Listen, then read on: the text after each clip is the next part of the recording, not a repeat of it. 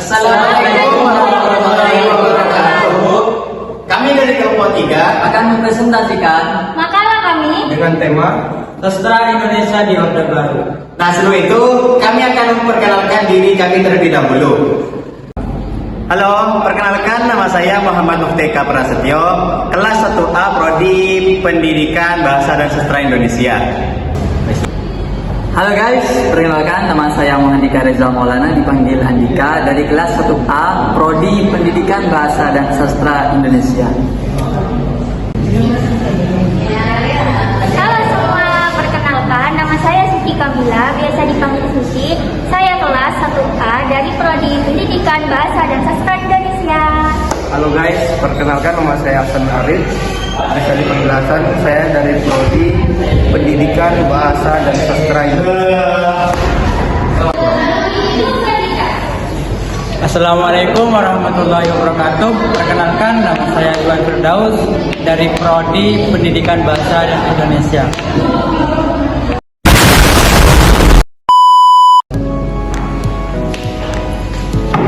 Halo, saya salah satu mahasiswa STKP PGRI Ismanap, program studi pendidikan bahasa dan sastra Indonesia. Nah, selanjutnya, kira-kira ada yang tahu gak apa itu sastra Indonesia pada era Orde Baru? Sebagaimana telah kita ketahui bersama, segala bentuk kritikan, entah itu tulisan ataupun lisan, yang berupa kritikan terhadap pemerintahan itu kan bisa dikatakan dilarang ya. Lantas gimana dengan sastra Indonesia pada waktu itu? Kira-kira dilarang juga gak sih oleh para pemerintah pada waktu itu? Yuk biar kita sama-sama tahu tentang jawaban dari pertanyaan tadi. Ikuti saya untuk mencari data atau narasumber agar kita sama-sama mengetahui tentang keadaan sastra Indonesia pada era Orde Baru. Yuk. Halo, di sini saya sudah bersama dengan narasumber utama kami. Nah, jadi yang akan kami bahas lebih dahulu adalah apa sih itu yang disebut dengan sejarah sastra Indonesia. Nah, biar kita nggak penasaran, langsung saja yuk kita ikuti obrolan dengan kami bersama dengan Mas Andika. Halo Mas Andika. Halo, ya Mas. Nah, jadi di sini kami akan sedikit berbincang ringan ya terkait dengan sejarah sastra Indonesia. Nah, coba bisa dijelaskan terlebih dahulu nggak apa yang disebut dengan sejarah sastra Indonesia itu sendiri? Ya, terkait dengan sejarah sastra ya. Iya. Pertama kita bahas tentang sejarah dulu ya. Iya. Ya, sejarah. Mungkin beberapa di antara kita itu sudah mengetahui tentang salah satu jargon Bapak Revolusi Indonesia. Siapa? Bung Karno. Oh, Bung Karno ya. Beliau pernah mengatakan jas merah jangan pernah melupakan sejarah. Oke. Mungkin beberapa di antara kita sudah mengetahui tentang jargon tersebut ya Mas. Iya. Baik. Menurut Kamus Besar Bahasa Indonesia atau KBBI, sejarah itu merupakan pengetahuan atau uraian peristiwa dan kejadian yang benar-benar terjadi di masa lampau. Jadi dari situ sudah jelas bahwa semua kejadian yang pernah terjadi di masa lampau, baik itu berupa kejadian yang baik ataupun tidak, maka hal itu mempengaruhi masa yang akan datang, dan itu yang dikatakan sejarah. Oke. Baik, selanjutnya tentang sastra ya Mas. Iya. Gimana ya saya memulainya untuk menjelaskan itu terkait sastra?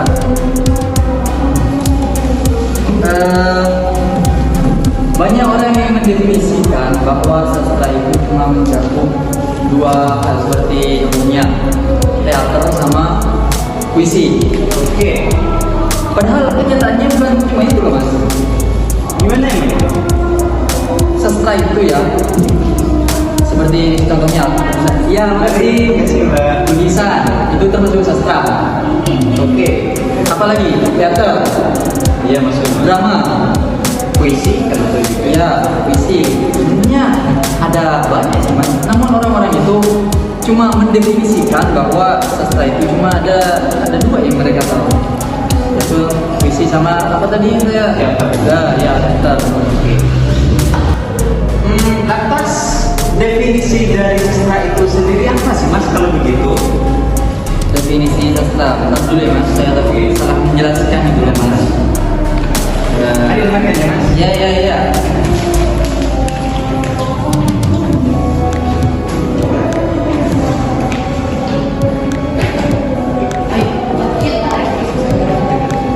Definisi sastra. Ini menurut KBBI ya Mas. Ya, oke. Menurut Kamus Besar Bahasa Indonesia, sastra itu merupakan bahasa atau kata-kata, gaya bahasa yang dipakai dalam kitab-kitab, bukan bahasa sehari-hari. Maksudnya gimana ya Mas? Bisa dipahami Mas? Oke, berarti sastra itu bisa dikatakan bahasa yang digunakan tidak sama dengan kehidupan sehari-hari ya? Iya. Oke. Bisa. Gimana ya saya jelasin gitu loh Mas. Soalnya ini agak gimana ya Mas? Oke, nggak apa-apa. Ya. Nah, jika tadi Mas sudah menjelaskan pengertian dari sejarah dan sastra, lantas selanjutnya adalah sebagaimana topik yang kami angkat, yang ingin kami tanyakan kepada Mas, yang disebut dengan sejarah sastra Indonesia itu apa sih kira-kira Mas? Begitu. Sejarah sastra Indonesia. Iya. Di sini saya mempunyai catatan nih Mas, catatan kecil terkait dengan yang Mas tanyakan tadi kepada saya. Oke. Ini Mas, Sejarah sejarah sastra Indonesia. Saya ada catatan yang mungkin ini dapat membantu untuk menjawab pertanyaan Mas tadi. Oke. Sejarah sastra di Indonesia adalah ilmu yang membahas periode-periode kesusastraan, aliran-aliran, jenis-jenis pengarang-pengarang dan reaksi pembaca di negara Indonesia. Di dalam sejarah sastra Indonesia terdapat yang namanya periodisasi sastra Indonesia. Di antaranya adalah Balai Pustaka, Pujangga Baru, periode angkatan 45, periode angkatan 1950, dan periode angkatan 1970. Oh, itu yang namanya apa? Bagian dari periodisasi sastra ya? Ya. Oke, mungkin sekilas ya pembahasan yang kami akan pada Mas. Terima kasih atas jawaban yang disampaikan dan mohon maaf jika berlaku. Mungkin kami akan pamit. Ya. Mas. Nah, sebagaimana telah kita dengarkan bersama tadi dari data yang didapatkan oleh narasumber utama oleh Mas Andika tadi, katanya sejarah sastra Indonesia itu adalah semacam suatu pembahasan atau ilmu yang bahas tentang periodisasi sastra Indonesia, aliran-aliran sastra Indonesia, terus tokoh-tokoh Indonesia, yang juga tadi ada yang namanya periodisasi sastra. Nah, katanya ada Balai Pustaka dan juga Pujangga Baru angkatan 50 dan juga semacamnya. Nah, atas saya ingin benar saya juga muncul pertanyaan lain. Kira-kira keadaan sastra Indonesia pada waktu era Orde Baru itu gimana sih? Nah, untuk mengetahui pertanyaan saya akan mencoba mencari narasumber lain yang bisa menjawab pertanyaan saya. Yuk ikuti langkah kami selanjutnya.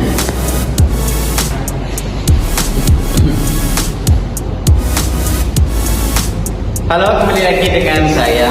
Nah, selanjutnya pembahasan yang akan kami bahas yaitu terkait dengan sastra Indonesia pada era Orde Baru. Kan tadi sudah dijelaskan katanya di dalam sastra Indonesia, sejarah sastra Indonesia itu ada yang namanya periodisasi sastra yang seperti Pujangga Baru, Balai Pustaka, angkatan 45 kan gitu kan. Nah, lantas yang ingin saya tanyakan selanjutnya adalah terkait dengan yang namanya sejarah sastra pada era Orde Baru.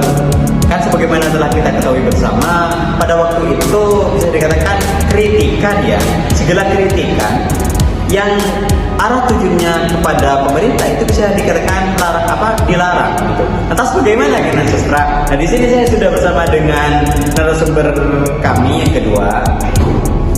Kami akan membahas terkait dengan sejarah atau sastra Indonesia pada era Orde Baru. Jadi langsung saja biar tidak terlalu lama. Halo Mas, selamat siang. Nah, jadi di sini kami memiliki pembahasan yang bisa dikatakan memiliki tanda tanya lah Mas. Bisa dikatakan belum ada jawabannya. Nah, di sini saya ingin datang kepada Mas untuk menemukan jawaban dari pertanyaan-pertanyaan tadi. Nah, pembahasan yang kami bahas itu terkait sastra Indonesia pada era Orde Baru gitu. Mungkin sekilas ada yang disampaikan terkait dengan sastra Indonesia pada era Orde Baru. Sedikit yang saya mau sampaikan mengenai sastra di masa Orde Baru. Sastra di masa Orde Baru masih banyak orang yang masih belum mengetahui sejarahnya atau perjalanannya, bagaimana sulitnya hidup sastra atau berjalannya sastra di Orde Baru. Oke, kok bisa gitu mas? Karena begini, saya pernah mengutip dari bukunya Aji Brosadi, yaitu Sastra Indonesia. Sempat disebut bahwa pada masa Orde Baru, sastra memiliki keterbatasan di dalam penyampaiannya, lebih tepatnya pada sastra yang berbentuk kritik. Oke. Terhadap para penguasa, yaitu tidak hanya di bidang sastra, segala bentuk kritik ataupun pesan ataupun puisi pun bisa dinamakan kritik terhadap penguasa, itu tidak diperbolehkan. Kok bisa sih mas dilarang atau tidak diperbolehkan gitu? Karena mengandung kritikan terhadap penguasa atau pemerintah kita Pada waktu itu? pada waktu itu. Oh berarti simpelnya bahasa kasarnya ya, pemerintah pada waktu itu tidak mau dikritik gitu ya? Ya, Mas? tidak mau dikritik. Karena di dalam sebuah sastra itu kita mengkritik tidak hanya menggunakan sebuah pidato atau Iya. pesan, karena bisa dengan tulisan di koran, majalah dan lain-lain. Ataupun puisi juga bisa dinamakan kritik. Oh iya, oke. Selanjutnya? Banyak kritikan-kritikan yang berbentuk puisi itu seperti di punyanya Hairul Anwar. Karena di situ situasi di situasi Orde Baru tidak diperbolehkan atau sangat hukumnya itu haram untuk mengkritik bagi yang penguasa. Nah tadi sudah dijelaskan bahwa katanya jika ada media massa, misalnya kita sebutnya koran ya mas, media massa atau koran yang berisi tentang kritikan kepada pemerintah, lantas tindakan apa yang dilakukan oleh pemerintah dalam mengatasi hal tersebut atau menanggapi hal tersebut gitu? Kalau si penulis itu masih memaksa untuk menerbitkan kritikannya, maka jalan keluarnya itu adalah tidak akan membolehkan atau menerbitkan majalah di koran, maka itu akan dicabut itu. Oke, berarti memang sangat parah ya perizinan. Sangat parah perizinan. Oke. Karena ini berkaitan dengan sebuah kritik politik dan kekuasaan. Oke, berarti bisa istilah pemerintahan yang otoriter itu memang benar nyatanya ya? Iya, benar terjadi. Oke, baik, terima kasih untuk pembahasannya, itu saja. Mungkin masih ada tambahan yang ingin disampaikan lagi? Mungkin ada sedikit yang mau disampaikan. Oke, dipersilakan. Khususnya bagi mahasiswa ya, banyak mahasiswa yang masih belum suka dengan sejarah sastra. Padahal sejarah sastra itu tidak serumit yang Anda pikirkan. Mungkin hanya itu saja. Baik, terima kasih atas informasi atau jawaban-jawaban yang disampaikan pada Mas. Bisa dikatakan itu sudah menjawab beberapa pertanyaan yang ada di benak saya. Baik, terima kasih atas tanggapannya. Kami undur diri ya Mas. Mari. Nah, tadi sebagaimana telah kita dengar bersama di dalam perbincangan hangat kita dengan narasumber yang kedua yang bahas tentang sejarah sastra atau sastra Indonesia pada era Orde Baru.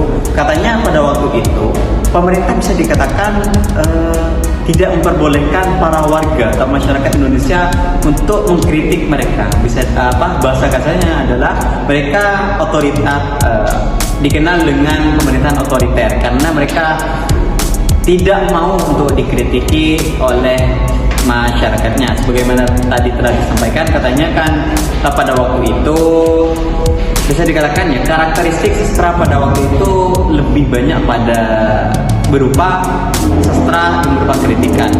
Itu menunjukkan bahwa sebegitu parahnya kritikan atau permasalahan pemerintah yang tidak mau dikritik pada waktu itu. Nah, jadi selanjutnya saya jadi ada pertanyaan lagi. Kira-kira tadi kan katanya disebutkan ada media massa, jika berisi tentang kritikan maka akan dicabut perizinannya. Lantas bagaimana jika ada seseorang yang mengkritik pemerintah atau dia seorang penyair? Bagaimana jika dia dalam puisinya atau dalam karya-karyanya mengkritik sejarah mengkritik para pemerintahan. Maka dari itu mungkin kami akan mencoba untuk mencari narasumber selanjutnya untuk mencari jawaban-jawaban dari pertanyaan tadi. Yuk lanjut ikuti perjalanan kami.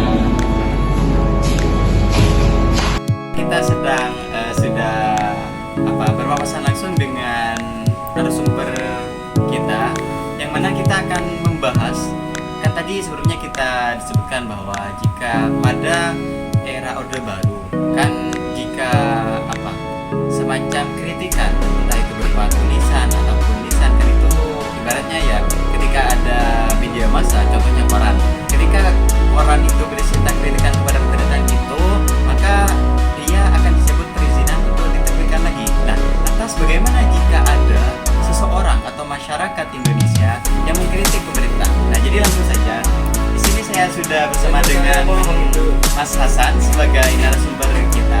Jadi kira-kira bagaimana Mas jika ada warga masyarakat Indonesia yang mengkritik pemerintahan pada era Orde Baru? Gimana Mas? Jika ada warga yang mengkritik pemerintah pada masa Orde Baru, dia juga akan diburu, baik akan dikurung di balik jeruji besi, atau malah lebih parahnya, terkadang mereka hilang tanpa kabar. Berarti segitu parahnya ya kebijakan pada pemerintahan waktu itu. Atau mungkin ada gak contoh warga atau mungkin tokoh sastrawan yang terkenal yang jadi korban atas kebijakan yang tidak berperi kemanusiaan itu? Ada. Siapa kira-kira Mas? Salah satunya Wiji Tukul. Wiji Tukul. Emang kenapa dia Mas? Wiji Tukul itu adalah salah satu sastrawan Indonesia yang terlalu dalam mengkritik pemerintah. Lantas Pada bagaimana? masa Orde Baru. Lantas bagaimana tanggapan pemerintah dengan adanya Wiji Tukul yang dalam karyanya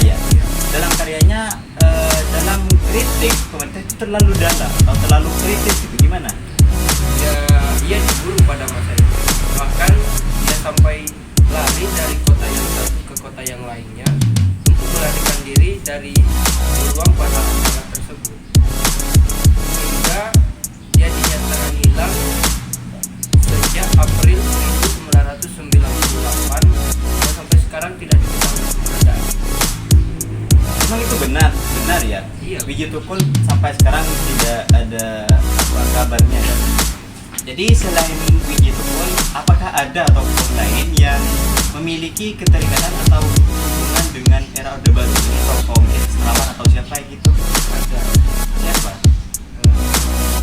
Jamin. Nashah Jamin. Emang dia kenapa? Jamin juga merupakan salah satu sastrawan pada masa Orde Baru, sastrawan angkatan 1976 sampai 1970. Kalau tidak setragis Wiji Tukul, yang perlu kita lihat dari tokoh yang ini, dia memiliki nama asli Nur Alamsyah. Ini di dalam karya sastranya dia memiliki semangat yang begitu besar. Walaupun pada masa Orde Baru karya sastra itu ditentang keras oleh para pemerintahan, akan terlalu kritis tentang pemerintahan, namun dia dapat menanggung resiko yang besar dalam melahirkan karya-karyanya. Dan untungnya dia tidak menjadi korban dari kebijakan pemerintahan yang tidak berperi kemanusiaan. Berarti bisa dikatakan dia selamat ya? Iya. Oke, baik, mungkin itu saja yang bisa kami tanyakan atau sampaikan ya Mas. Terima kasih atas partisipasinya. Oke, mohon maaf ya jika menunggu waktunya. Terima kasih. Jadi itu saja yang dapat kita cari data atau informasi dari beberapa narasumber tadi. Jadi selanjutnya sebagai penutup, sebagai akhir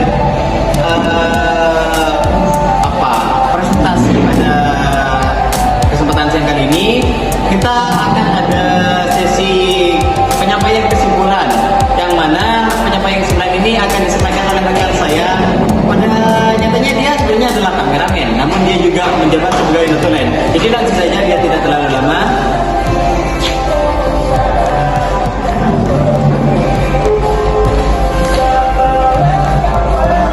Baik, di sini saya akan menjelaskan tentang kesimpulan dari para narasumber dari tadi. Sejarah sastra Indonesia adalah ilmu yang membahas tentang perkembangan sastra di masa yang telah lalu, baik berupa waktu, tokoh, peristiwa, atau asal mula dari sastra Indonesia itu sendiri. Perkembangan sastra Indonesia itu sendiri memiliki periodisasi seperti Angkatan Belai Pustaka, Pujangga Baru, dan beberapa periode sastra Indonesia yang lain. Di lain sisi, adanya masa Orde Baru yang diawal dengan dibukanya segala bentuk kritis terhadap pemerintahan, tidak terkecuali dengan sastra. Adapun tokoh-tokohnya adalah seperti Wibi Tukul dan Osjah Jamin.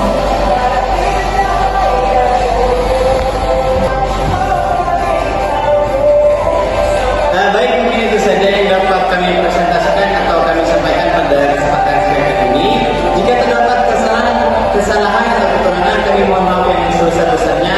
Akhiran, see you next time and goodbye. Assalamualaikum warahmatullahi wabarakatuh.